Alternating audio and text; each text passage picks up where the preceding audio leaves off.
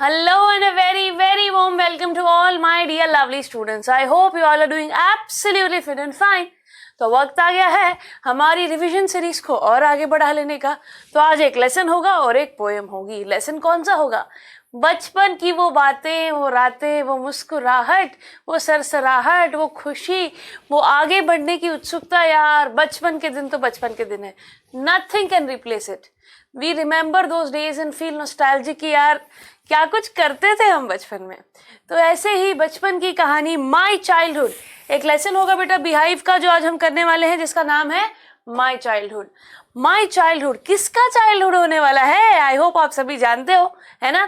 APJ Abdul Kalam, जी हाँ, उनके बचपन के किस्से, वो लाइफ में कैसे आगे बढ़े, उन्होंने वो बहुत ही कम उम्र में क्या कुछ सीखा और कहाँ से सीखा। बहुत ही इंटरेस्टिंग लेसन है बच्चों, एक बहुत ही इंस्पिरेशनल कहानी है APJ अब्दुल कलाम जी की। आपने देखा ही है कितना आगे बढ़े वो दुनिया में और कितना उन्होंने लोगों तक प्यार बांटा, inspiration the, and most importantly वो आखिरी वक्त तक काम करते रहे। सो उनसे हम सभी को इंस्पायर होना चाहिए। हम APJ अब्दुल कलाम की बचपन के किस्से सुनेंगे और फिर हम बात करेंगे एक पोएम की जिसका नाम है no man are foreign. No man are foreign, यहाँ पर बेटा इंसानियत की बात हो रही है। कोई किसी भी देश का क्यों ना हो, कोई किसी भी जाति का क्यों ना हो, but at least we all know that कि एट द एंड हम सब एक है, हम सब इंसान हैं। तो बहुत ही अच्छी मैसेज ओरिएंटेड ये पोएम है। तो चलिए फिर बिना देर करे शुरू करते हैं इन दोनों लेसन्स को करने की। ओके, सो सबसे पहले हम बात करेंगे माई चाइल्डहुड की। सो देखते हैं यहाँ पर, जैसे कि मैंने कहा माई चाइल्डहुड में हम जिक्र कर रहे हैं APJ अब्दुल कलाम के चाइल्डहुड की। तो बेटा इस बंदे ने, अगर हम इनके काम को डिस्कस करने लगे तो ना दिन खत्म हो जाए पर इनके काम खत्म ना हो। इन्होंने बहुत छोटी उम्र से ही अपनी रुचि को इम्प्रूव करना शुरू कर दिया। जिनमें इनको इंटरेस्ट था उस पर इन्होंने काम करना शुरू कर दिया था।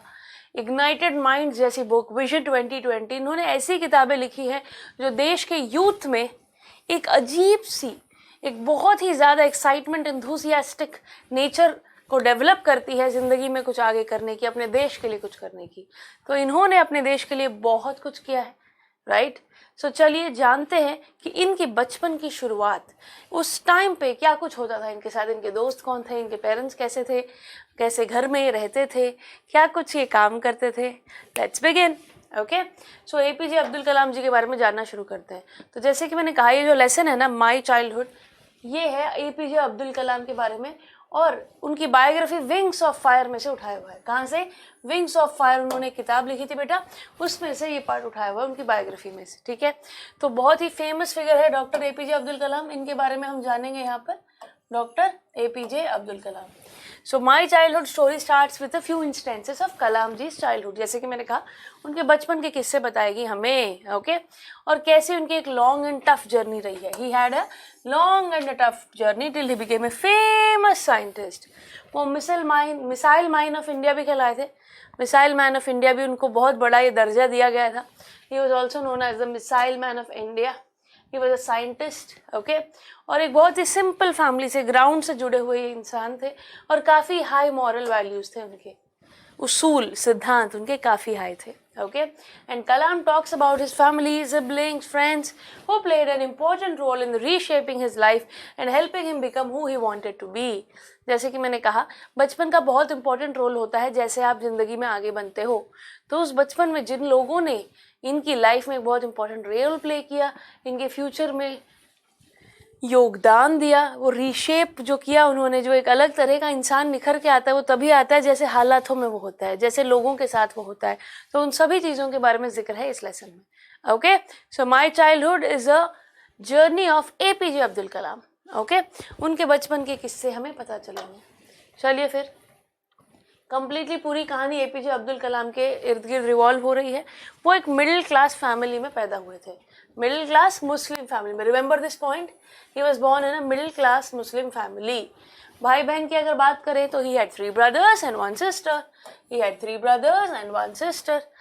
Okay, whom he shared and enjoyed his childhood with. अपने भाई बहनों के साथ काफ़ी अच्छे तरीके से उन्होंने अपना बचपन शेयर किया और काफ़ी एंजॉय किया। याद रखना, मिडिल क्लास मुस्लिम फैमिली, और सिबलिंग्स की बात करें तो 3 भाई और 1 बहन, okay. 3 brothers and 1 sister. 3 brothers and 1 sister. एक मिडिल क्लास मुस्लिम फैमिली को वो बिलोंग करते हैं. ये बातें बेटा आपको अगर कोई भी सवाल पूछा गया ना पेपर में तो उनमें ये बातें आपको लिखनी पड़ेंगी. Very important I must say. ठीक है. So Kalam spent his entire childhood and grew up in living his ancestral house. Ancestral house मतलब पूर्वजों का जो घर होता है ना बेटा, उनके पूर्वजों ने जो घर बना रखा होता है उस घर में ही अपने बचपन से रह रहा है. मतलब ऐसा नहीं है कि नया नया घर बनाया इन्होंने, अपने मम्मी पापा दादा दादी अपने पूर्वज जहाँ जिस घर में रहते थे उसी घर में ही रहता है. In their ancestral house. Ancestral का मतलब पूर्वज, हिंदी में मैं बताऊँ तो. ठीक है. एंसेस्ट्रल का मतलब होता है पूर्वज. आगे बढ़ते हैं. कहाँ रहते थे, फैमिली में कौन कौन थे, मैंने आपको बताया. अब और डिटेल में आगे बढ़ते हैं. इनके जो फादर थे उनके बारे में जानते हैं. The father of APJ Abdul Kalam was a very hard working and a simple person. बहुत ही मेहनती और एक सिंपल से व्यक्ति थे एपीजे अब्दुल कलाम जी के father. Okay, his entire focus and priorities were to fulfill the necessities of his family and provide them with a decent life. As a father क्या जिम्मेदारी होती है बेटा मिडिल क्लास लाइफ जब हो कि भाई अपने बच्चों के अपने परिवार की सारी ज़रूरतें पूरी हो जाए. ऑल द बेसिक नेसेसिटीज़, जो बेसिक ज़रूरत है, खाना पीना, रोटी कपड़ा मकान पढ़ाई एजुकेशन, वो सारी चीज़ें वो प्रोवाइड कर पाते थे अपने बच्चों को और एक डिसेंट सी लाइफ, एक डिसेंट लाइफ जी रहे थे. ठीक है. चलिए बढ़िया है. Kalam's parents were not educated. वो ज़्यादा पढ़े लिखे नहीं थे एंड कॉन्सिक्वेंटली नॉट रिच. वो ना ही पढ़े लिखे थे ना ही अमीर थे, पर उन्होंने अपने बच्चों को जो संस्कार दिए वो बहुत ही बढ़िया थे. But they had a heart of gold. उनका दिल सोने का था. हाई वैल्यूज़ थे, डिसिप्लिन सिखाते थे बच्चों को. ठीक है. They had high values of self discipline and honesty. ईमानदारी और सेल्फ डिसिप्लिन, ये चीज़ें उनके मतलब उनकी फैमिली में थी और वो अपने बच्चों को भी ये सिखाते थे. बहुत ही बढ़िया पापा थे इनके. ठीक है. अपनी पूरी मेहनत करते थे, जोर लगाते थे घर की ज़रूरतें पूरी करने के लिए. उनके उसूल थे. ठीक है. ईमानदारी और self discipline. Now they always urge their children to follow their dreams and never force their own decisions on them. ना पढ़े लिखे होने के बावजूद भी, अनपढ़ होने के बावजूद भी ये पेरेंट्स ना उन पर कुछ थोपते नहीं थे ऐसे करना है वैसे करना है, बल्कि कहते थे खुल के जियो, सपने देखो और अपने सपनों को पूरा करने के लिए हर मुमकिन कोशिश करो. कोई रिस्ट्रिक्शन या बंदिशें नहीं थी. और ये बहुत बड़ी बात है बच्चों. आजकल पढ़े लिखे माँ बाप भी बच्चों पर बहुत ज़्यादा रिस्ट्रिक्शंस डालते हैं, ऐसा करना है वैसा नहीं करना, मेरा बेटा तो यही बनेगा. पर ऐसे नहीं थे अब्दुल कलाम जी के फादर. जो मन में आए बनो, जिसमें आपका इंटरेस्ट हो वो आप डेवलप करो, खुश रहो, डिसिप्लिन रहो. तो बहुत बड़ी बात है ये, है ना. So great father he had Indeed. So let's move forward. Now despite being a part of a Muslim family, Kalam's family strongly believed and practiced secularism. अब ये मुस्लिम फैमिली है बट ऐसा कुछ नहीं था कि सिर्फ अपने ही मतलब अपने ही रिलीजन को मानते हो. ये ना सेक्युलर थे कि भाई खुल के, देश अपना सेक्युलर है. So they were completely, they had secular thoughts, they practice secularism. They believed in the equality of all religions. सबको इक्वल, सारे रिलीजन्स को इक्वल मानते थे. And never belittle anyone in any regard. Is strictly against social inequality. जो भेदभाव हिंदू मुस्लिम का, रंग का, जात का, किसी तरह का उनके मन में नहीं था. वो बिल्कुल इक्वली ट्रीट करते थे सभी को और उनके मन में किसी भी प्रकार से कोई भी भेदभाव की भावना नहीं थी. ओके कि इससे दोस्ती करनी है, इससे नहीं करनी, ये अपनी जात का वो, ऐसा कोई बात नहीं थी. They were completely secular. They practice secularism. देश में हिंदू मुस्लिम भाई भाई सब साथ हैं. बहुत ही बढ़िया तरीके से इन्होंने, इनका थॉट प्रोसेस पहले से बहुत क्लियर था. किसी को नीचा दिखाने की कोशिश नहीं की. Never belittle anyone in any regard. किसी को कम छोटा बड़ा दिखाने की नहीं. और बिल्कुल ही उनका सभी के प्रति इक्वालिटी थी उनके मन में. Okay my dear student, secularism को प्रैक्टिस करते थे. So the family happily enjoyed Hindu festivities and rituals. बड़े खुशी से और शौक से हिंदू फेस्टिवल्स, हमारे त्योहार ये मनाते थे, हमारी रस्में भी ये करते थे. ठीक है. So also as a child Kalam heard a lot of story of the prophet as well as Ramayana from his grandmother and mother, which is sweet and clear evidence of the fact that the family had an open heart and mind regarding the nature of mankind. तो कलाम जी ने बचपन में ना अपने दादी से बहुत सारी कहानियां, महाभारत रामायण भी सुनी हुई है. इसका मतलब ये है कि परिवार में कोई किसी तरह का ये नहीं है कि भाई तुम्हें कुरान ही पढ़नी है. So they were very open. यार देखो साफ नजर आ रहा है, अगर एक मुस्लिम बच्चे को रामायण और महाभारत की कहानियां सुनाई जा रही हैं, उनके किस्से सुनाए जा रहे हैं, तो फिर इससे बड़ी और क्या बात हो सकती है. इससे बड़ा सेक्युलरिज्म की क्या प्रैक्टिस हो सकती है ना। सो बहुत ही बढ़िया तरीके से उनका चाइल्डहुड चल रहा है, बहुत ही ओपन हार्ट एंड माइंड था इनकी परिवार का, ब्रॉड माइंडेड लोग थे, नैरो छोटी सोच नहीं रखते थे। चलो बहुत ही बढ़िया, आगे बढ़ते हैं। अब बचपन, it is incomplete without friends, childhood is incomplete without friends. तो देखते हैं अब्दुल कलाम जी के फ्रेंड्स का जिक्र करा हुआ है यहाँ पे। This held in the case of Kalam too, Kalam ji के 3 क्लोज दोस्त थे, ठीक है, 3 close friends while growing up, वो had a great influence and positive impact on him. इन तीनों दोस्तों का हमारे कलाम जी पर काफ़ी अच्छा इन्फ्लुएंस और एक पॉजिटिव इम्पैक्ट भी था। They always supported and motivated each other to be better every day. हमेशा एक दूसरे का साथ निभाते, एक दूसरे को मोटिवेट करते बेहतर बनने के लिए every day. All these were friends were from different cultural backgrounds.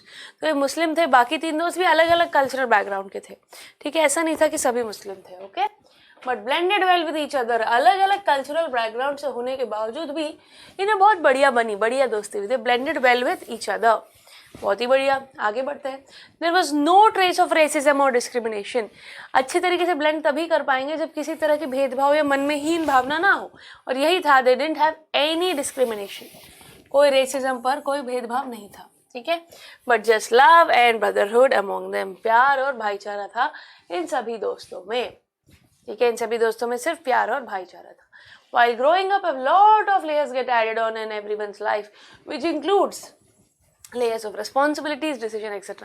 जब हम बड़े होते हैं ना, तब ना बहुत चीज़ें सीखने को मिलती है, अलग अलग तरह की रिस्पॉन्सिबिलिटीज़ को हम जानते हैं, लेयर्स ऑफ रिस्पॉन्सिबिलिटीज़, अलग अलग तरह के फैसले लेने पड़ते हैं। तो मतलब these are the time when you learn things, जो आप आगे जाके लाइफ में यूज़ करते हो। कई बोलते हैं कि मैंने ये करा नहीं, बचपन में जो किया होता है ना, उस चीज़ को लेकर बहुत ज़्यादा अलग ही लेवल का कॉन्फिडेंस होता है। तो यहाँ पर इन्होंने बचपन में बहुत अच्छा वक्त बिताया, ठीक है। अब स्टोरी में अब्दुल कलाम जी की ये जो कहानी है, इसमें सबसे ज़्यादा जो हाईलाइट किया है वो एक किस्सा है, उसे बता देती हूँ मैं आपको, ठीक है। His highlights an instance from Kalam childhood, बचपन का उनका एक किस्सा है जिसे काफ़ी हाईलाइट किया गया है जब वो 5th क्लास में थे, when he was in 5th grade. Kalam generally had a habit of wearing a cap which gave him a distinct Muslim look. तो वो हमेशा एक कैप पहनते थे जिससे दूर से पता चल जाता अरे एक मुस्लिम बच्चा है। कलाम जी एक कैप पहनते थे, जो मुस्लिम कैप्स तो आपने देखी होगी, ओके। तो अब हुआ ये, उसे अपने फ्रेंड के साथ बैठने में बड़ा अच्छा लगता था। He like to sit with his friend on the same bench. उनके क्लासमेट्स का नाम था रामनाथा। रामनाथा के साथ वो बैठते थे। वो ना हिंदू पंडित जी के बच्चे थे, वो हिंदू पंडित, प्रीस्ट, ठीक है, प्रीस्ट के वो बच्चे थे। तो सोचो, एक मुस्लिम और एक पंडित जी का बेटा ब्राह्मण, 2 बच्चे साथ बैठे।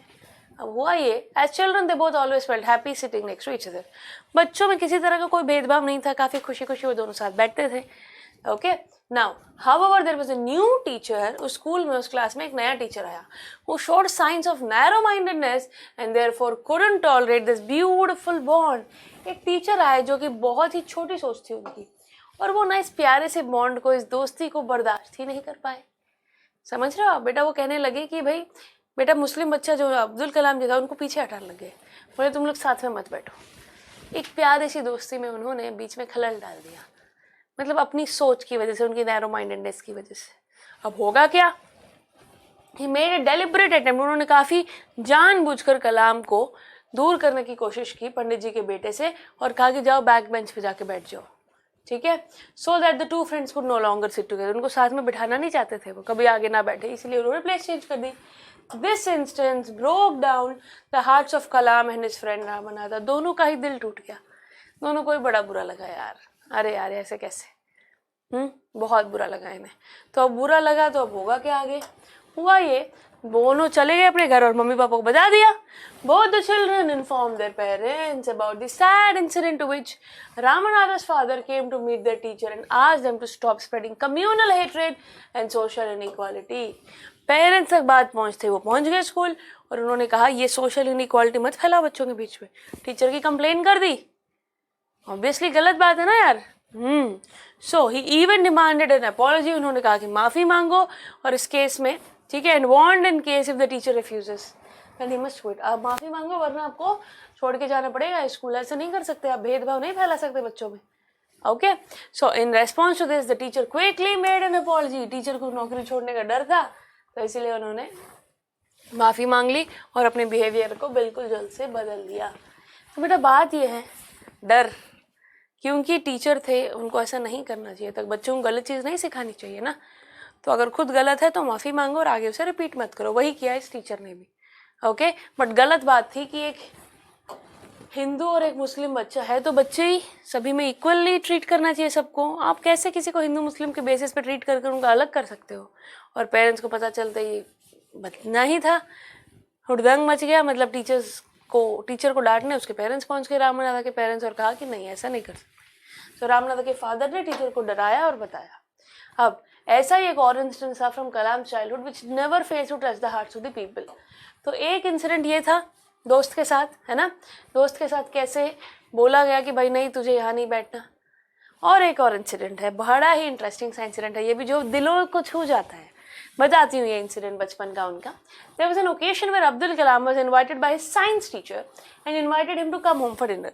उनके स्कूल में जो साइंस टीचर थे बहुत ही अच्छे टीचर थे। वो ना अब्दुल कलाम को समझने लग गए थे, उसके टैलेंट को समझने लग गए थे, उसको एनकरेज करते थे। तो एक दिन जब टीचर स्टूडेंट बॉन्ड बहुत अच्छा हो जाता है तो इस टीचर ने कहा बच्चे को आ जाओ हमारे घर आ जाओ। तो साइंस टीचर ने इनवाइट किया अब्दुल कलाम जी को।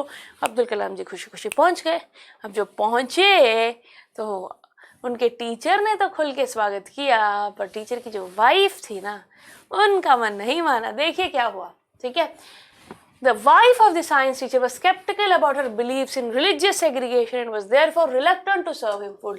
वो कहने लगी मैं ब्राह्मण हूँ, मैं इस बच्चे को खाना नहीं खिलाऊंगी, इस मुस्लिम बच्चे को मेरे किचन में मैं घुसने ही दूंगी, मैं इसको खाना नहीं खिलाऊंगी। तो आप समझ रहे हो, लोगों के अलग अलग बिलीव्स हैं बेटा, उनका अलग अलग विश्वास है जो कि गलत है।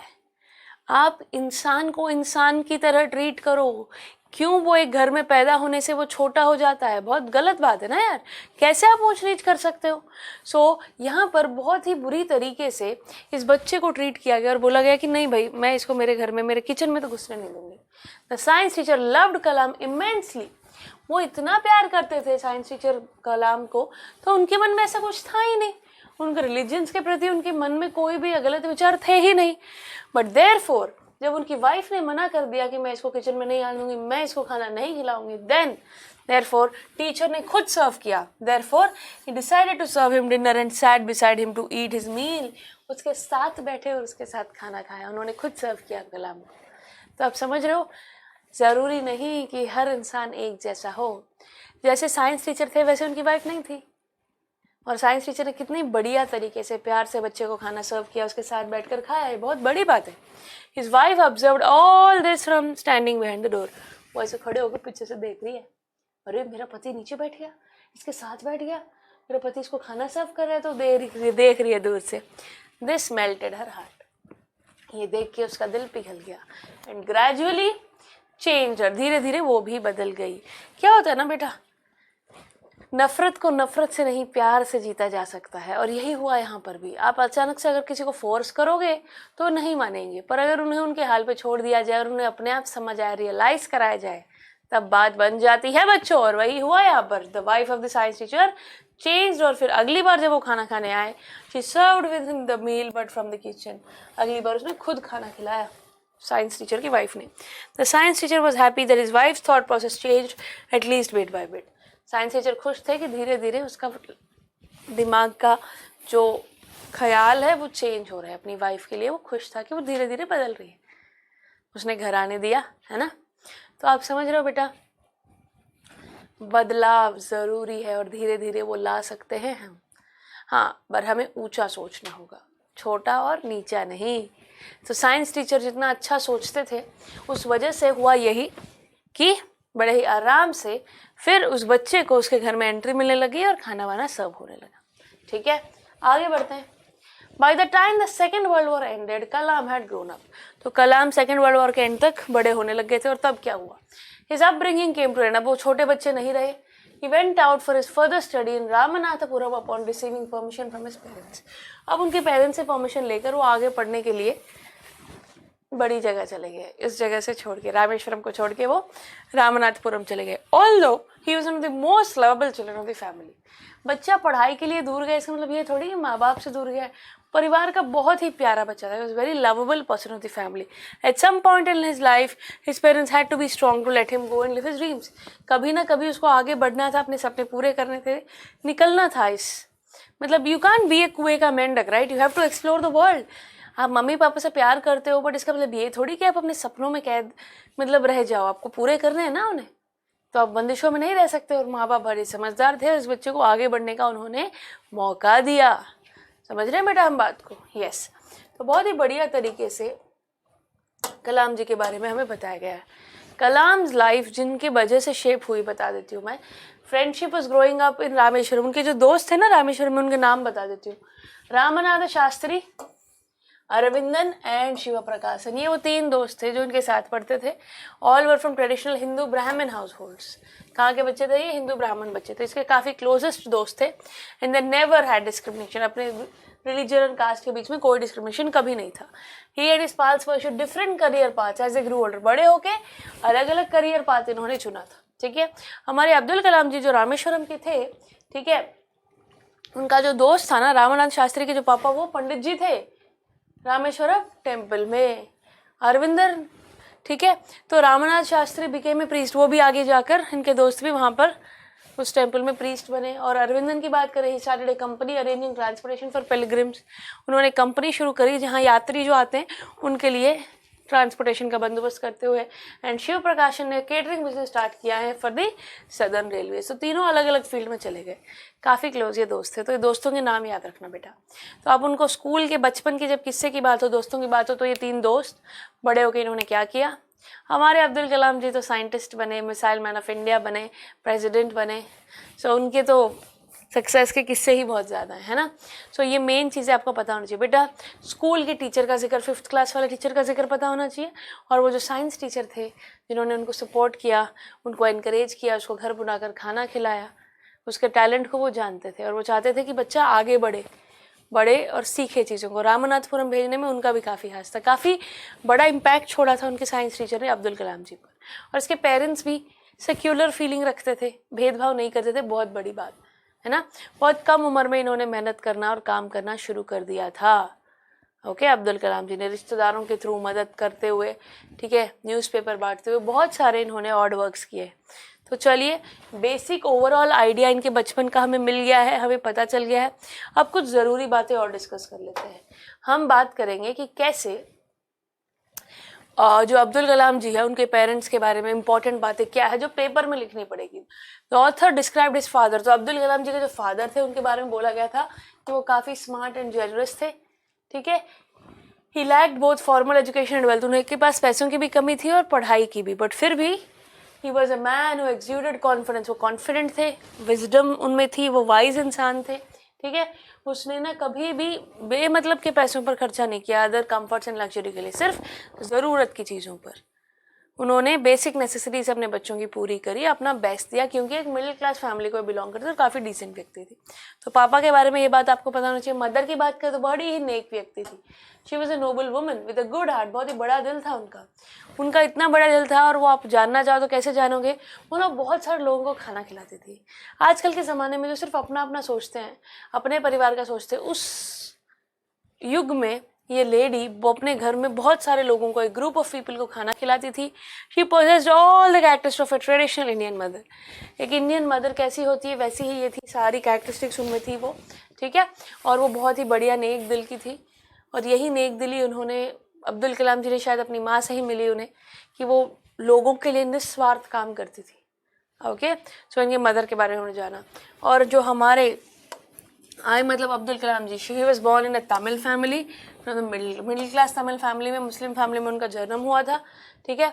और बड़ा ही अलग से अनरिमार्केबल फीचर्स थे. अगर आप अब्दुल कलाम जी को नोटिस करोगे तो उनके लुक्स थोड़े अलग से हैं ना, अलग से नज़र आते हैं. Right. He was born to tall and attractive parents. काफ़ी लंबे और अट्रैक्टिव पेरेंट्स थे, ये थोड़े से छोटे रह गए थे. और फिर इन्होंने फिजिक्स और एरोनॉटिकल इंजीनियरिंग में काम किया. इन आगे वो एक साइंटिस्ट बने. ठीक है. आई मेजर्ड इन फिजिक्स, इनकी स्पेशलाइजेशन फिजिक्स थी. एरोनॉटिकल इंजीनियरिंग ये पढ़ाई की और फिर he worked as a scientist. तो ये इंपॉर्टेंट बातें हैं अब्दुल कलाम जी के बारे में, उनके मदर के बारे में और उनके पापा के बारे में, जो आपको पता होनी ही चाहिए. ठीक है. यस. उनके बचपन के किस्सों की हम बात करें तो एक बहुत इंपॉर्टेंट लेसन है। जो मैंने स्कूल के किस्से बताए वो तो है ही हैं, ठीक है। He is regarded as one of the world's most brilliant scientist, ठीक है। उनके फादर का नाम याद रखना बेटा, जैनुलब्दीन। जैसे कि मैंने कहा उनका फादर का नाम है जैनुलब्दीन और मदर का नाम है Ashiyamma. Ashiyamma was his mother's name. और ये कहाँ पे थे बेटा? रामेश्वरम में थे। ही वॉज बॉर्न इन 1931। ये सारी डिटेल्स आपको पता होनी चाहिए, तो ये याद रहेगा ना। उनके बचपन की ये जो बात है कि वो ना ही ज़्यादा, उनकी फैमिली ना ही ज़्यादा अमीर थी, ना nor wealthy, neither wealthy nor well educated. उनके पेरेंट्स की बात हम कर रहे हैं। They were quite generous and courteous. ये वर्ड्स यूज़ करना, उसके पेरेंट्स कैसे थे? जेनरस थे, कर्टियस थे, ठीक है। Every day many outsiders came and ate with their family. तो ये पेरेंट्स के बारे में ये बातें आपको पता होनी चाहिए। अलग अलग मदर फादर के बारे में बताया और साथ में उनका नाम, उनका नेचर मैंने बताया, और अब्दुल कलाम जी का जन्म कब हुआ था वो बताया। ही वॉज बॉर्न इन 1931। क्लियर? चलो, इंपॉर्टेंट बात मैंने आपको बता दी है। उनके परिवार के बारे में, भाई बहनों के बारे में बात याद रखना। और it was on the mosque street of Rameswaram. उनका घर कहाँ था ये याद रखिएगा। मैंने बताया ना एंसेस्ट्रल घर में रहते थे, वो कहाँ पे था? यहाँ पर, मॉस्क स्ट्रीट ऑफ रामेश्वरम में। तो बेटा ये बातें एग्जामिनेशन पॉइंट ऑफ व्यू में बड़ी ज़रूरी है, इसलिए अलग तरीके से और इम्पॉर्टेंट वे में मैं आपको बता रही हूँ। और बात करें इनकी पहली कमाई की, अभी तक इसका जिक्र मैंने नहीं किया है, बहुत important. It's first monetary gain. जैसे कि मैंने कहा इन्होंने बहुत और जॉब्स किए। When World War II broke out in 1939, जब वर्ल्ड वॉर हुआ था ना बेटा दो, तब Abdul Kalam was only 8 years old। 8 साल की उम्र में बच्चा देखो क्या कर रहा था। Tamarind seeds were in high demand all of a sudden। Abdul Kalam would gather and sell these seeds in the market। Tamarind seeds, इमली की जो सीड्स होती है, इसकी बड़ी डिमांड थी, वो ना उन्हें बेचता था यार मार्केट में। और बिल्कुल ऐसा नहीं, इसको छोटा काम तो बिल्कुल भी नहीं समझता था, ठीक है। उन्हें कलेक्ट करता था, उन्हें बेचता था। और फिर यही नहीं, आगे जाकर शमसुद्दीन जो उनके कज़न थे, Shamsuddin his cousin was a newspaper distributor. Abdul Kalam was brought in to assist him. Abdul earn his first wages in this manner. तो इस प्रकार से इन्होंने पैसे कमाए न्यूज़पेपर बेचकर बेटा, टैमरिंड के सीड्स बेचकर, ठीक है। तो ये बात भी आपको याद रखनी है। So I hope now you are remembering all the important points regarding Abdul Kalam ji childhood. Yes, बहुत ही बढ़िया। टीचर की जो उनके ऊपर जो एक अलग सी एक मेर थी, या फिर आप लगाओ कृपा लगाओ, या फिर एक उनकी एक छाप छूट गई है ना। अब्दुल कलाम जी को कैसे शास्त्री से अलग कर दिया गया था, रामनाथ शास्त्री से, right. And Abdul spotted Shastri crying. This incident left एक बहुत ही बड़ा इंप्रेशन इनके ऊपर रह गया था। रामनाथ शास्त्री जी के फादर ने फिर कैसे शिकायत करी और सब कुछ ठीक किया, तो ये याद रखना, ठीक है।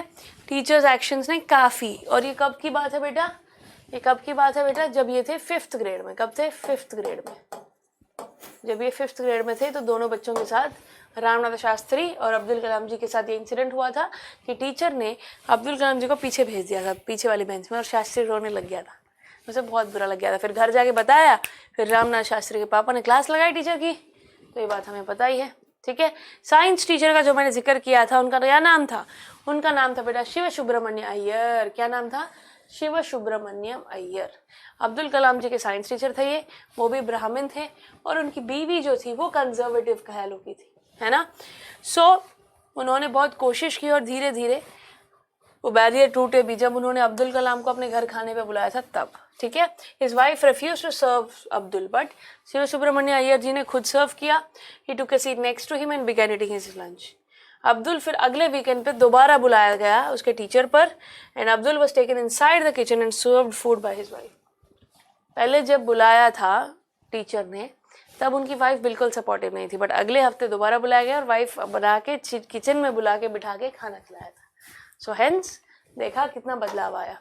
Okay, so Abdul learn honesty and self discipline from his father. Father से क्या सीखा? Honesty and self discipline. और he requested permission from his father to study in Ramanathapuram. उन्होंने पापा से परमिशन मांगी, पापा ने दे दी कि जाओ बेटा जी लो अपनी जिंदगी। Okay, yes. So Abdul Kalam ji ने बहुत बढ़िया तरीके से एक बात कही, ठीक है। उनको सब मतलब पापा से बहुत कुछ सीखने को मिला, ठीक है। अब्दुल कलाम जी के फादर ने उनको एक बात सिखाई, ठीक है। ही इन्फॉर्म्ड, उन्होंने उसकी जो वाइफ सैड हो गई थी तो उनको सपोर्ट किया, बोला कि नहीं बच्चे को जाने दो, पढ़ने लिखने दो, ठीक है। He informed her that the children she was caring for were not hers. They were the offspring of life's need for itself. They didn't come from her, they came through her. She might express her love for them, their thoughts on the other hand were their own. वो ये कहने लगे कि हाँ ये बच्चे तेरे ज़रूर हैं पर इस देश के हैं, ये तेरे थ्रू इस दुनिया में आए हैं और अब इन्हें अपना कर्म करना, अपना पर्पस ऑफ लाइफ चुनना है, पूरा करना है, तो हम इसमें रुकावट नहीं बन सकते. तो मदर बड़ी नाराज़ थी जब इसको जाना था ना दूर, तो फादर ने इसको समझाया था. ठीक है, किसकी बात थी, किस फिलोसोफर का, पर्शियन फिलोसोफर खलील गिब्रान की एक बात समझाते हुए कलाम जी के फादर ने उनकी वाइफ को समझाया था. ठीक है, ये बहुत बढ़िया तरीके से हमने जाना कलाम जी की determination and how his child life, उसका बचपन जो था कैसा था, उनकी लाइफ कैसे बदल गई different encounters in his childhood की वजह से. Relationship between mentor and disciple is also portrayed beautifully. बहुत ही बढ़िया तरीके से स्टूडेंट टीचर रिलेशनशिप भी बताया गया है. ठीक है, शिव सुब्रमण्य अय्यर जो उनके साइंस टीचर और अब्दुल कलाम के बीच में जो रिलेशन था, ठीक है, उसको बहुत ही बढ़िया था, बहुत ही मोटिवेटिंग और इंस्पायरिंग टीचर. वो पहले टीचर्स नहीं होते बेटा जो दिमाग में छाप छोड़ जाते हैं, जो एक क्लोज बॉन्ड शेयर करते हैं, उन टीचर्स में से एक थे शिव सुब्रमण्य अय्यर. बहुत इंपॉर्टेंट रोल प्ले किया था उन्होंने. ठीक है, तो उनके बचपन के किस्से, उनकी पहली कमाई, उनकी दोस्ती, उनका वक्त बिताना, खेलना, सब कुछ हमने डिस्कस किया. So hence I hope my childhood आपके दिमाग में इंपॉर्टेंट बातें क्लियर हो चुकी हैं और जब आप लेसन पढ़ोगे और क्वेश्चंस को आंसर करोगे तो बड़े ही कंफर्टेबल फील करोगे अब. ठीक है, इजी पीजी. चलिए, माय चाइल्डहुड को समझा तो अब वक्त आ गया है पोएम को शुरू करने का, जिसका नाम था नो मैन आर फॉरेन. मतलब नो मैन आर फॉरेन का क्या मतलब है, चलिए जानते हैं. सबसे पहले वक्त आया पोएट के बारे में बात करने के लिए. जेम्स फैक्नर कप ने ये पोएम लिखी थी. कप से याद रखना बेटा, जेम्स कप भी आप लिख सकते हो. बहुत ही फेमस इंग्लिश पोएट है ये एक ट्रांसलेटर और ट्रैवल राइटर भी है. इन्होंने 30 किताबें लिखी हैं, ऑटोबायोग्राफीज, नॉवेल्स, प्लेस, तो काफ़ी फेमस ये पोएट है. तो जेम्स कप ने जो पोएम लिखी है माशाल्लाह बहुत ही बढ़िया है. चलिए पढ़ते हैं. ठीक है, बहुत ही इंटरेस्टिंग वे में इस पोएम को लिखा गया है. तो इनकी जो ये पोएम थी बहुत ही ज़्यादा प्रचलित हुई और इन्होंने ऐसे इनका काम बहुत सारी चीज़ों में बहुत ही ज़्यादा फेमस हुआ था. ठीक है, अब पोएम शुरू करते हैं. किसके बारे में? नो मैन आर फॉरेन का मतलब है no man belong to another country. कोई नहीं है वो दूर का, दूसरे देश का, ऐसा नहीं है बेटा. द पोएट हमें ये कहना चाहते हैं कि सभी इंसान सेम है, that all man are same, all man are equal. भेदभाव मत करो, ये और है, ये मैं कोई और हूँ, ये कोई और है किसी और देश से, नहीं, हम सब एक हैं, हम सब इंसान हैं. वो इंसानियत को प्रमोट करना चाहते हैं. He wants to promote the concept of universal brotherhood, भाईचारा. ठीक है, the concept of universal brotherhood. In this poem, the poet wants to tell us that everyone in this world is same. हम सब same हैं, वही सांस लेते हैं, वही खाना खाते हैं, वही चलते हैं. Right? All people, all men are same. They eat, live, die the same way. Everyone gets the bounties of nature like sunshine, land, etc. in equal measure. We can also say that it's a peace poem. तो अमन और शांति universe में बनी रहे, ऐसी poem है ये. हम में भाईचारा होना चाहिए, एक दूसरे की इज्जत होनी चाहिए, हम सब एक ही तो हैं, हम सब इंसान ही तो हैं. बहुत ही बढ़िया ये पोएम है नो मैन आर फॉरेन. ठीक है, चलिए अब एक एक करके स्टैंजा वाइज चीज़ों को समझने की कोशिश करते हैं. सबसे पहले remember no man are strange, no country is foreign, beneath all uniforms a single body breathers like us, the land our brothers walk upon is earth like this in which we all shall lie. beneath का मतलब under होता है बेटा, strange का मतलब unknown, अनजान, है ना. तो यहाँ पर इस स्टैंजा में बहुत बढ़िया तरीके से कहा जा रहा है कि याद रखो कोई अजनबी नहीं है. No man are strange, no countries foreign, कोई भी ऐसा देश नहीं है जो अपना नहीं है या बाहर का है, फॉरेन है. सभी यूनिफॉर्म्स के अंडर, अलग अलग आर्मी जरूर हो सकती है, अलग अलग कपड़े जरूर हो सकते हैं, बट अंदर दिल तो वही है, इंसान ही तो है हम सभी. सिंगल बॉडी ब्रीदर्स, एक बॉडी सांस ले रही है जैसे हमारी ले रही है, like ours. The land our brothers walk upon is earth like this. वो लोग भी इसी धरती पर चलते हैं और हम भी तो इसी धरती पर चलते हैं, हम सभी यही हैं. तो बहुत ही बढ़िया तरीके से पहले स्टैंजा में चीज़ों को बताया गया है. ठीक है, poet says that no man are strange and no country is foreign, so he is attempting to remove the borders from the earth which have been erected to separate different countries. हम लोगों ने जो देशों के बीच में सरहदें लगाकर, boundaries बना के ये दूसरा देश, ये वो देश ऐसे अलग अलग कर दिया है, इसे मिटाने की कोशिश कर रहे हैं. वो कह रहे हैं कि कोई कंट्री फॉरेन नहीं है, हम सब इस दुनिया में एक साथ रहते हैं. We will feel every country as our own land when there will be no borders. कोई सरहदें नहीं होनी चाहिए, पूरी दुनिया हमारी है. Everyone will be free to move around, कोई कहीं भी जाए, सरहदें होनी ही नहीं चाहिए. As per the poet. Poet ये कहना चाहते हैं कि पूरा the entire earth is one and all the people who live on this earth belong to one human race. हम सब इंसानियत हम में होनी चाहिए, हम सब एक हैं। So he says that inside the uniforms worn by soldiers of different countries, वही जो मैंने कहा कि अलग अलग देश के लोग अलग अलग यूनिफॉर्म पहन सकते हैं, but human being is the same.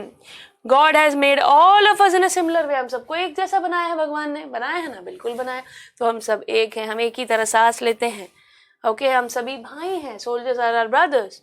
We all walk upon the same mother earth. हम सब एक ही मदर अर्थ पे चलते हैं और आखिर में कहाँ जाएंगे? उसी मिट्टी में तो मिल जाएंगे। And yes we all upon our death shall lie in the grave in the same earth. इसी मिट्टी में सबको जाना है वापस, है ना। तेरी मिट्टी में मिल जावा गुल बन के मैं खिल जावा, बस इतनी सी है ये आरज़ू। बेटा हम कितना ही बड़ी बड़ी बातें करें, अपने आप को कितना ही बड़ा क्यों ना समझे, एट द एंड हम सबको जाना कहाँ है? वही उस मिट्टी में। तो क्यों ना हम एक दूसरे की इज्जत करें, रेस्पेक्ट करें, भाईचारा निभाएं। तो बहुत ही बढ़िया मैसेज है बेटा इस पोएम का, है ना। चलिए आगे बढ़ते हैं स्टैंजा नंबर 2 की तरफ।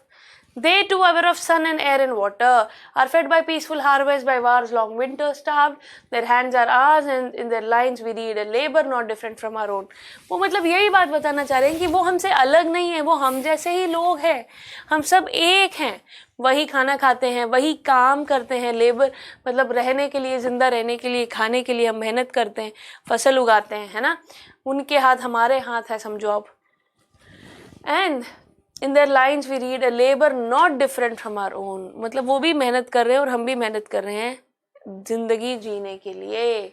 उनको भी वही सन चाहिए, वही एयर चाहिए, वही वाटर चाहिए। कितनी सिंपल चीज़ें हैं बट कितना डीप मीनिंग दे रही है। देखो यहाँ पर वो कहना चाह रहे हैं कि they refers to those who belong to the other countries. We call them foreigners and discriminate them. उन्हें हम डिस्क्रिमिनेट करते हैं, भेदभाव करते हैं, उनसे लड़ते हैं। बट पोएट ये कहना चाह रहे हैं कि हम लोग सब एक ही तो हैं। हम सबको वही सनलाइट, वही एयर, वही वाटर सब इक्वल मेजर में मिलता है, किसी को कम ज़्यादा थोड़ी मिलता है। That God does not differentiate between people from different countries. भगवान तो कोई भेदभाव नहीं कर रहा है कि तुझे कम रोशनी दूंगा उसको ज़्यादा दूंगा, सनलाइट में, वाटर में, एयर में। वो भेदभाव जब नहीं कर रहे तो हम भेदभाव क्यों कर रहे हैं? Right, we all do farming. हम सब फसल उगाते हैं खाना खाने के लिए। During the time of peace when there is no war we live a relaxed life and eat the things given to us by nature.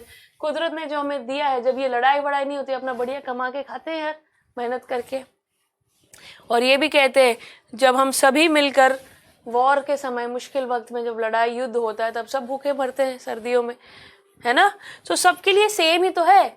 Even they don't get food at that time, so he wants to say that foreigners who belong to another country and we both are same. तो कह रहे हैं कि वो दूसरे देश को जिन्हें हम फॉरेनर्स कह रहे हैं वो और हम सब एक ही तो हैं। देखो यार कितनी मतलब सिंपल सी बात है, छोटू सा मैसेज है बट कितना डीप है ना, कितना डीप है। चलो स्टैंजा नंबर 2 का एक्सप्लेनेशन भी हमने देखा। ओके सो पोएट साफ साफ ये कह रहे हैं उनके हाथ हमारे हाथ, हम सब सेम है। Their hands are same as ours. वो भी अपनी तरह मेहनत करते हैं। He is giving all this examples to convey that the reader there is no difference in us and the people belonging to another country. हम में और दूसरे देश के लोगों में कोई फर्क नहीं है। यही बताने के लिए पोएट ने ये एग्जाम्पल्स दिए हैं, एयर का, सनलाइट का, काम का। So stanza number 3. Remember they have eyes like ours that wake or sleep, and strength that can be won by love. In every land is common life that all can recognize and understand. तो कह रहे हैं उनकी तरह हमारे पास, सबके पास वही आंखें हैं। समझ रहे हो, हम सब उठते हैं, सोते हैं, जागते हैं, हम सब में वो स्ट्रेंथ है और प्यार से हम इस दुनिया को जीत सकते हैं। एवरी लैंड इज कॉमन, हर जगह वही कॉमननेस है। ठीक है, हमें बस समझना है। वी नीड टू रियलाइज, हमें बस समझना है। बहुत ही बढ़िया तरीके से यहाँ पोएट कहते हैं कि आपको रीडर को ये समझाने की कोशिश कर रहे हैं, याद दिलाने की कोशिश कर रहे हैं कि तुम्हें दिमाग में रखना चाहिए कि दूसरे देश के लोग भी whom we think to be our enemy, जिन्हें हम दुश्मन समझते हैं, वो भी तो भगवान के, उन्हें भी तो हमारी तरह अपीयरेंस दी गई है ना। God has given them eyes like, उन्हें भी हमारी तरह आँखें दी गई हैं, which open when awake and close when we are asleep। जैसे हमारे साथ हम आँखें खोलते हैं, उठकर काम करते हैं और आँखें बंद करके सो जाते हैं, सेम उन्हीं के साथ भी तो सेम चीज़ है। He has given them strength which we can win through love। हम सभी प्यार से जीत सकते हैं एक दूसरे को। और वो ये कहते हैं कि हर देश में in every land there is one common thing, हर जगह एक ही चीज कॉमन है और वो है लाइफ, जिंदगी। Life means all the things that are living and we can recognise them. हम लिविंग थिंग्स को रिकॉग्नाइज करें, उनकी अहमियत को समझे, उनकी फीलिंग्स को अंडरस्टैंड करें और ये समझे कि वो भी तो हमारी ही तरह हैं, उनमें भी तो जान है जैसे हम में है। हमारे इमोशन ज़रूरी है तो उनके भी तो ज़रूरी है। So then there will be no fights और वॉर्स बिटवीन अस। जब हम उन्हें इंसानों की तरह ट्रीट करने लगे, अपनों की तरह ट्रीट करने लगे, फिर क्या लड़ाई क्या युद्ध। समझे कि नहीं बात को बच्चा लोग? देखो यार कितनी प्यारी बात है, अगर अपना समझो तो ये सारी दुनिया अपनी है। So let us remember whenever we are told to hate our brothers, जब भी तुम्हें ये कहा जाए कि उनसे नफरत करो, वो तुम्हारे लोग नहीं है, वो दुश्मन है, it is our self that we shall dispossess, betray, condemn. तो हम उनसे नफरत नहीं कर रहे, हम अपने आप से कर रहे हैं। समझ रहे हो अब बात को? So remember we who take arms against each other, तो हम ही हैं वो लोग जो अपने ही लोगों के खिलाफ बंदूकें उठा लेते हैं, इंसानियत को मारने निकले हैं। तो ऐसे दुश्मनी हमें नहीं करनी चाहिए। याद रखना चाहिए कि अगर तुम किसी को मारने जा रहे हो तो तुम खुद को ही मार रहे हो। डिस्पोसेस का मतलब है डिप्राइव, मतलब वंचित रह जाना। ठीक है? यस। तो बेटा जैसे कि मैंने कहा, पोएट ये कहते हैं कि तुम याद रखो जब भी तुम किसी से नफरत करते हो दूसरे देश का कहकर, to think him as a enemy, उन्हें दुश्मन कहते हो, तो ये बात याद रखना कि वो दुश्मन नहीं है। हम अपने आप को धोखा दे रहे हैं ये बातें कहकर, अपने आप को ही रोक रहे हैं, गलत काम कर रहे हैं। He says that we should stay away from such negativity। ऐसे लोग जो ऐसी नफरत फैलाते हैं, ऐसी गलत बातें फैलाते हैं, नेगेटिव चीज़ों से, नेगेटिव लोग दूर रहना चाहिए। We should not consider anyone to be an enemy। किसी को अपना दुश्मन मत समझो। During a war both the parties must bear the loss। जब युद्ध होता है तो लोग दोनों तरफ मरते हैं, दोनों को नुकसान उठाना पड़ता है। And that is why the poet says that war is not in our favour. युद्ध कभी फायदेमंद नहीं होता बेटा, लोगों की जाने जाती है, उसमें क्या अच्छा है यार, क्या फायदा है? दोनों तरफ के लोग तो दुखी होने ही एट द एंड, दोनों तरफ के लोगों की फैमिलीज आप सोच नहीं सकते। एक फायदे के लिए कितना नुकसान होता है पता है, और वो क्या ही फायदा है यार, अपने लोगों के खिलाफ जाकर क्या ही मिल जाना है। So he says that whenever we pick up any weapon against someone, we should remember one thing। जब भी हम कि अपने के खिलाफ बंदूक उठाए, वेपन उठाए, तो हमेशा याद रखना चाहिए that it is the human earth that we defile। Our hells of fire and dust outrage the innocence of air that is everywhere unknown। Remember, no men are foreign, no country is strange। याद रखो, कोई देश दूसरा नहीं, कोई लोग अजनबी नहीं, कोई इंसान अनजान नहीं, हम सब एक हैं। तो बहुत बढ़िया तरीके से, डिफाइल का मतलब है मेक डर्टी। लोग डर्टी करते हैं, मतलब खराब करने की कोशिश करते हैं, इंसानों में फूट डालने की कोशिश करते हैं, हमारे इनोसेंस को, हमारी इंसानियत को, हमारी प्योरिटी को तोड़ने की, खराब करने की कोशिश करते हैं। सो हमें ये समझना होगा कि इनकी बातों में ना आते हुए, नेगेटिव चीज़ों की बातों में ना आते हुए, हमें साफ साफ अपने दिमाग में याद रखना है कि जब भी हम वेपन उठा रहे हैं तो किसी के खिलाफ नहीं, अपनी ही लोगों के खिलाफ उठा रहे हैं। We are making the dirty. वो खून से लोगों को मार कर, उस खून से हम हमारी धरती माँ को ही लाल कर रहे हैं, डर्टी कर रहे हैं। वो बॉडीज जाती कहाँ है? अर्थ पे ही तो जाती है। So whenever war happens, it leads to a lot of bloodshed, fire and death। जब युद्ध होता है तो खून, मौत, आग लग जाती है यार, हम जलाते हैं ना फिर बॉडीज को।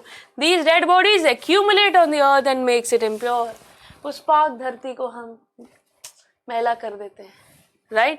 So the fire of war which erupts, the smoke which comes out, the dust which fills the air, it is so dirty that it pollutes and outrages the purity of the air। एक बहुत ही खुशनुमा मौसम को, एक purity जो air में, हवा में जो एक पाक, एक प्योरिटी है, उसे हम लोगों को मार कर, फिर उन्हें जला कर, वो जो जलने पर वो जो स्मोक आता है, उस एयर की प्योरिटी को सबको बर्बाद कर देते हैं। सो इससे पोएट हमें कहना चाह रहे हैं, मैसेज देना चाहते हैं कि युद्ध मत करो, do not indulge in war. Finally he ends the poem by writing the first line again. फिर से वो पहली लाइन लिख के कहते हैं that remember no men are foreign and no country strange। याद रहेगी ना बेटा ये बात? चलो बहुत ही बढ़िया। तो अब पोएटिक डिवाइसेस डिस्कस कर ले, एग्जामिनेशन पॉइंट ऑफ व्यू में बहुत ज़रूरी है बेटा। हर पोएम में पोएटिक डिवाइस की बड़ी ही ज़्यादा अहमियत है। तो राइम स्कीम की बात करो तो इट इज़ फ्री वर्स, कोई राइमिंग नहीं है पोएम में, कहीं पे कोई लाइन राइम नहीं है, तो इट इज़ सिर्फ फ्री वर्स। ठीक है, ओके। आगे बढ़ते हैं और लिटरेरी डिवाइसेस की ओर। एलिट्रेशन, एलिट्रेशन क्या होता है? Repetition of consonant sound. तो देखिए बॉडी ब्रीदर्स, व साउंड, कॉन्सोनेंट साउंड रिपीट हो रही है नहीं, वॉर्स, विंटर, व साउंड रिपीट हो रहा है कि नहीं, तो हेंस इट इज एलिट्रेशन। और इस पोएम में काफी कंपैरिजन भी हुआ है, बिना एज या लाइक यूज करे कंपैरिजन हुआ है, उसी को तो हम कहते हैं मेटाफर। स्टैंजा 1 में uniform refers to the military of different countries, अलग अलग देशों की जो मिलिट्री है उसको कंपेयर कर रहे हैं यहाँ पर हम।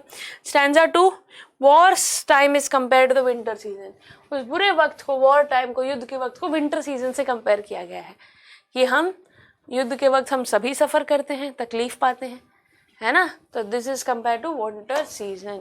और आगे बढ़े, अगर रिपीटेशन की अगर हम बात करें तो रिमेंबर, रिमेंबर बहुत बार यूज हुआ है, no man are foreign, no countries, ये जो बात है रिपीट हुई है कि नहीं, नो मैन आर स्ट्रेंज, तो इस तरीके से रिपीटेशन हुआ है। और एंजायमेंट क्या होता है बेटा, जैसे कि मैंने कहा एंजायमेंट में there is no punctuation mark at the end, there is no punctuation mark at the end, there is no punctuation mark at the end। तो जहाँ जहाँ आपको लगे कि एंड में पंक्चुएशन मार्क्स नहीं है उसे हम एंजायमेंट कहेंगे। पोएटिक डिवाइस की चिंता ज़्यादा ना करें, क्योंकि अगर आपको ऐसे पोएटिक डिवाइसेस पूछेंगे ना तो वो स्टैंजा ज़रूर देंगे पोएम में से उठा के, इसकी राइम स्कीम बताओ, इसमें बताओ कौन सा पोएटिक डिवाइस यूज है, कौन सी इस लाइन में कौन सा लिटरेरी डिवाइस यूज है, तो आप एलिट्रेशन है या एंजायमेंट है ऐसे लिख पाओगे। सो डोंट वरी, कुछ रटने की जरूरत नहीं है, साफ साफ आपको सब कुछ नजर आएगा। तो ये जो पोएम है नो मैन आर फॉरेन, साफ साफ एक ही लाइन से शुरू होती है, एक ही लाइन से एंड हो रही है कि कोई भी इंसान अजनबी नहीं, कोई भी देश दूसरा देश नहीं, नो मैन आर फॉरेन, स्वदेश है सब, हम सब एक हैं, ये सरहदों को मिटा देना चाहिए, ठीक है। और हम सभी इस अर्थ पे रह रहे हैं, हम सभी को भगवान ने, कुदरत ने बनाया है, एक करिश्मा है, और हमें ना ये जो दीवारें, ये सरहदें लगाकर हमने जो बंदिशें डाल दी है, इन्हें हमें मिटा देना चाहिए, ठीक है। हम बिल्कुल अलग अलग भाषा ज़रूर बोल सकते हैं, बट हम सब एक हैं, हम सब जिंदा हैं, हम सब चलते हैं, वही आंखें, भगवान ने हम सबको सेम चीज़ें दी है, वही सनशाइन, वही एयर, वही पानी, है ना। और मरने पर हम सब कहीं और थोड़ी जाएंगे, अलग अलग थोड़ी, वही मिट्टी में मिल जाना है, हाँ या ना, we all are going to go in the same place. हम जब खुश होते तो बढ़िया खाते पीते, और जब दुखी होते तो सभी होते हैं युद्ध के वक्त, सिर्फ हम थोड़ी, आप भी, दूसरी तरफ की पार्टी भी दुखी होती है, उनका भी नुकसान होता है, वो भी खाने के लिए तरसते हैं, उनके परिवार भी दुखी होते हैं, तो ये दोनों तरफ का खेल है। तो हम सभी के पास वही सिमिलर हैंड्स है, हम सभी मेहनत करते हैं, है ना, हम सब एक हैं, ये साफ साफ बताने की कोशिश की जा रही है। तो रीडर कहता है कि हमें अपने आप को, लोगों को चीट ना करते हुए नफरत नहीं फैलानी चाहिए, नफरत नहीं करनी चाहिए, we should not hate ourselves, okay. जब अगर हम कोई वेपन उठा रहे हैं तो हम ना किसी और को मार नहीं रहे, हम अपने अंदर की भी इंसान को मार रहे हैं, जो कि गलत है, हम अपने आप को ही मार रहे हैं। So we should not, weapon हमें नहीं उठाना चाहिए। तो बहुत बढ़िया तरीके से वो समझाने की कोशिश करते हैं कि हमें इस धरती माँ को, जहाँ से हम जन्मे हैं, जहाँ हमें जाना है, मिट्टी में तो मिल जाना है सबको, हमें इस धरती माँ को, यहाँ की हवा को इम्प्योर नहीं करना चाहिए, डर्टी नहीं करना चाहिए।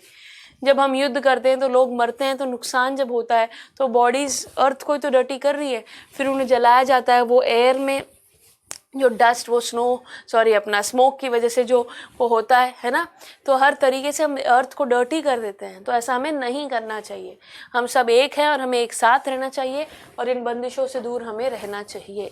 तो बहुत ही बढ़िया मैसेज ओरिएंटेड ये पोएम है। ये नोट्स आप सभी को अपने मोबाइल ऐप पे फ्री में मिल जाएंगी बच्चों, ओके। सो आई होप ये आपकी मदद करे। अब्दुल कलाम जी के बचपन की कहानी, और हमने जानी कि हम इंसानों में इंसानियत होनी चाहिए, हमें सरहदें बनाकर अपने आप को एक दूसरे का दुश्मन नहीं बनाना चाहिए। तो बहुत बढ़िया ही मैसेजेस आज हमने आज के लेसन में लिए। सो आई होप अब्दुल कलाम जी की जर्नी से आप सभी इंस्पायर हुए हो, और आप इस पोएम से ये समझे हो कि हमें दुश्मन एक दूसरे को नहीं बनाना चाहिए, हम सब एक हैं, और ना रोटी कपड़ा मकान के लिए, एक दूसरे की सेल्फिश मोटिव के लिए एक दूसरे का नुकसान नहीं करना चाहिए। सो इसी पॉजिटिव नोट के साथ चलते हैं आज के लिए, मिलेंगे अगले लेक्चर में, तब तक के लिए अपना ध्यान रखिए, खुश रहिए, take care everybody, bye bye, see you soon.